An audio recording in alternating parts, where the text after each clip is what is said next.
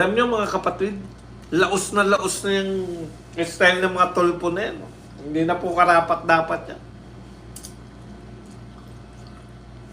Tatay Badong, lumalabas-labas dila ni Governor. Talaga? Guadalupe de los Santos. Shoutout sa'yo. Shoutout sa'yo, Odi.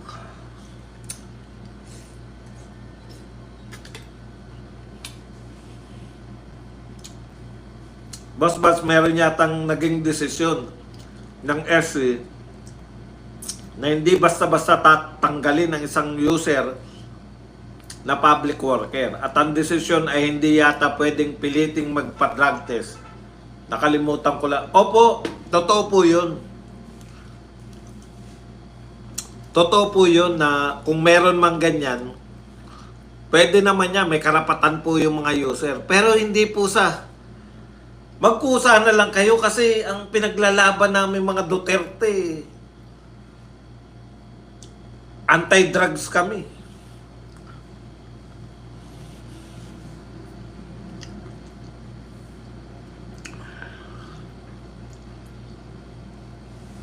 Kaya hindi po yan, hindi po katwiran yan.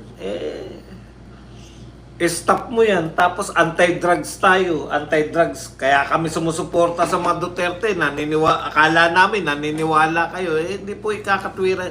Ako po hindi ko matatanggap na katwiran yan na may karapatan, may karapatan. Tama yun. Kung sa iba kayo maglilingkod, hindi sa mga maka-Duterte. War freak mga tulpo, samantala Marcoleta, relax lang pero nasa ayos. No, di ba? Mas hindi pa kayo nagdagdag ng isa sa Birada Aguila? Hindi, ano po kami? Talent lang po ako. hindi, hindi po kami nagpapasya dyan sa, alam niyo yun, talent lang. Hinire ka lang bilang isa sa mga birador. Pero hindi po kami kasama sa pagpapasya ng dadagdagan ba, babawasan ba. War freak. Tatay Badong, tanong, ano masasabi mo sa banat ni Yusek Claire na kung nagmariwana daw ang staff ni Senator Robin, baka daw kinukonsinti ni Senator Robin na damay na din si Tatay Diggs. Yun nga po, precisely. Alam nyo na yung mga, alam mo naman yung mga yan eh. 'Di ba? Alam nyo po yung mga yan na talagang lahat ng pwedeng isilip, yung wala nga masilip, nag-i-imagine pa sila ng mga ibabanat eh. Yan pang may masisilip. Doon nyo po unawain yun na normal lang po kay Auntie Claire na manilip. Yan pa may masisilip.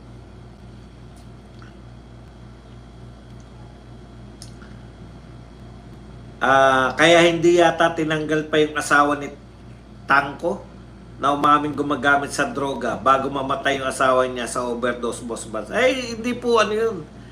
Hindi po katwiran yan. Alam niyo po, lahat po ng tauhan, ay ito po iba po yung mga presidential appointee. Ang appointee po, appointee ka lang eh. Wala pong ano yan, wala pong security of tenure. No, yung mga tao po, basta hindi, anong tawag dito, hindi ka career, anong tawag dun sa mga tauhan na yun? Basta hindi ka career official, appointee ka, nasa presidente po o sino man yung nag-appoint sa iyo. Yun po yung, siya lang po, wala kang security of tenure, no? Ano ka lang po, as long as the president or whoever appointed you, okay ka pa sa kanya, okay pa yung employment mo. Kaya hindi po pwedeng katwiran na hindi tinatanggal. Hindi nila tinatanggal kasi, syempre, di ba? Alam niyo na kung bakit. Hindi po pwedeng ikatwiran yan, Joseph, kasi appointee lang sila eh. Bakit po Comelec maingay tungkol kay Cheese? Ang dami lang dapat ayusin gaya ng kay Abante. John Felix, kung hindi mo pa alam, naayos na nila. Yung kay Abante, naayos na nila. Hindi mo ba alam? Si Abante ngayon ay congressman na. Ikaw naman. Sa madaling salita, nagkaayosan na yung kay Abante.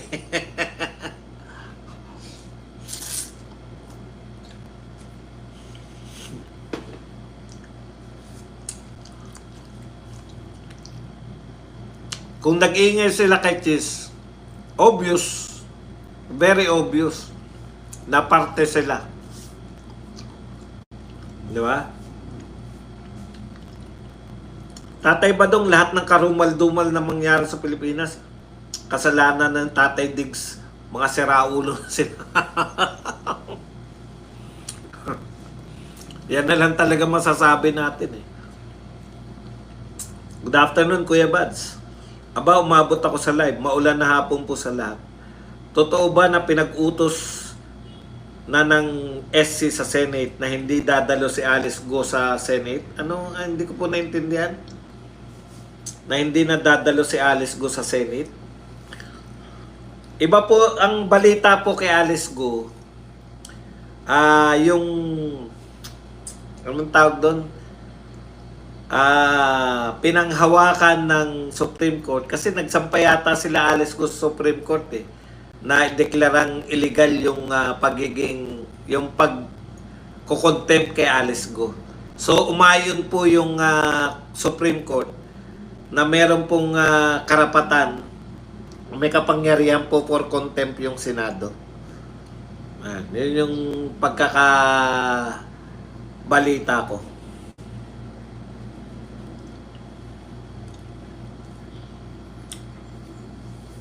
Hindi po siya coterminous lang.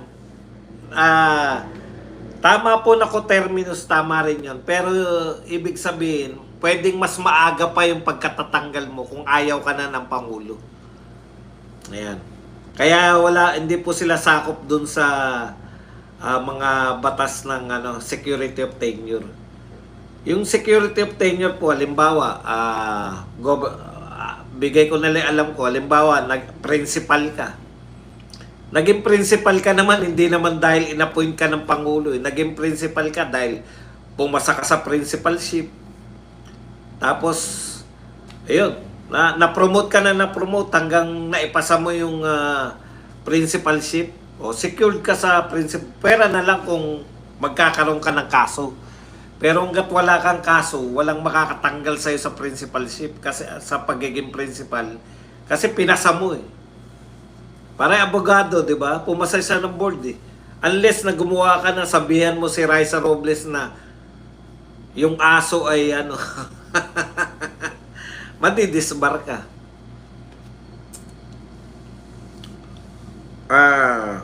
Boss, may masisili pa ba tayo kay Auntie Claire? Parang wala na. Anong masisilip? Bakit mo sisilipan? Hindi naman natin ugaling manilip eh. Sumasagot lang po tayo sa tinitira nila. Boss Buds, may Sir Buds, ang ginawa ng Senado sa pangunguna ni Grace po, pinalabas nila na sobra-sobra ang pera ng PhilHealth kaya tinanggalan ng budget ang Senado. Kaya lang hindi po ako maniniwala na Senado lang po yun. Grabe naman ang tama naman yan. Pero ibig nyo sabihin ng main si Grace po kaysa sa hindi nga nabanggit ni BP Sara eh.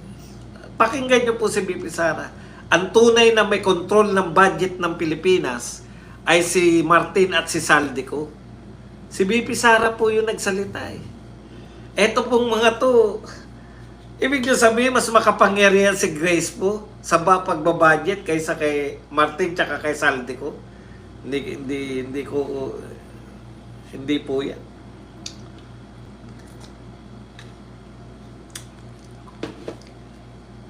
Diba, sabi nga natin, masaya na si Grace po tsaka si Chis Escudero kasi tinapunan sila ng buto.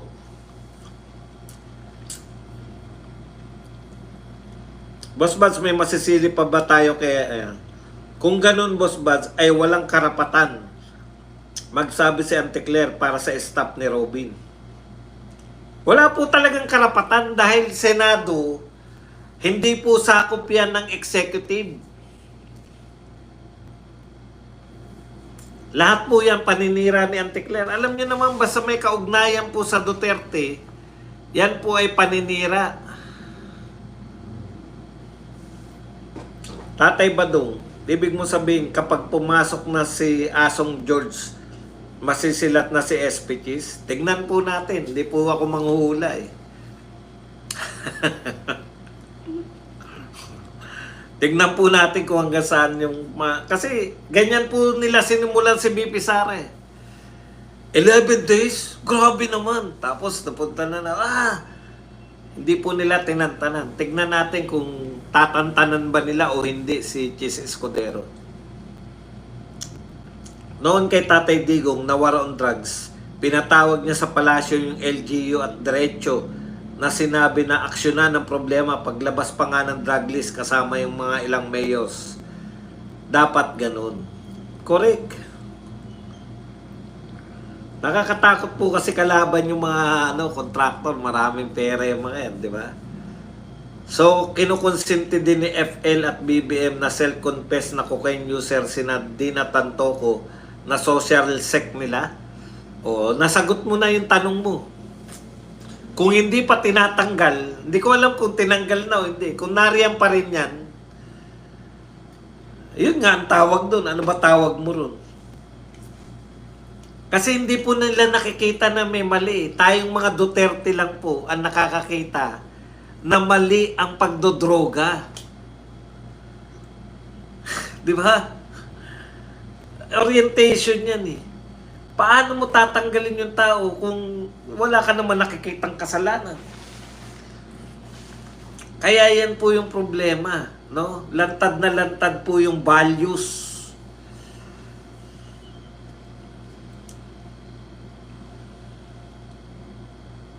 Noon kay Tatay Digong na war on drugs, pinatawag niya, ayan. May live pa kayo mamayang gabi, boss. Malamang. Ito kasi hapon to. Wala nga ako umaga eh dahil bumiyahe ko papunta rito sa kuta ko. Kaya ni Chis yan, ilalabas niya din alas niya. Sana yung 19 would remain. Senator Pink, define your ground. Yung 19 po, hindi po atin yan. No? Alam niyo po kung bakit po sila yung 19 na yan? Sa ginawa po natin. Hindi naman po mga Duterte supporters yan. In fact, marami dyan kalaban ni Duterte before. Ang problema kasi nila ganito. Ulitin ko na naman to After ng election, nakita nila, putya, pag kumalaban ka sa Duterte, yung buong Mindanao, mag-goodbye ka na. Maraming parte ng Visayas, goodbye ka na. Kaya ba nila yun? Kung may ambisyon pa sila mag-senador o masigit pa sa senador, hindi mo ambisyonin na kalabanin yung Duterte kasi masisiro ka sa Mindanao eh. Di ba? Si Alice Go magiging Alice Went. Dapat bantayan ay ang taga DPWH. Maraming korap dyan at pati contractor, pati na rin ang mga supplier. Bebet Sioson. No. Tatay Badong, bakit yung example na laging principal, may kakilala ka bang poging principal? Opo, may kakilala po ako. Boss, ano na balita kay Sec Remulla? Pasok po. Kasama po siya sa opisyal na kandidato. Pero iano pa nila yan eh. Anong tawag doon? I-streamline pa nila yan. Siguro mga 5 o 3 na lang yung ibibigay nila kay President Marcos. Kaya ano po tayo? Ingat-ingat tayo. Mag-sign kayo sa mga petition.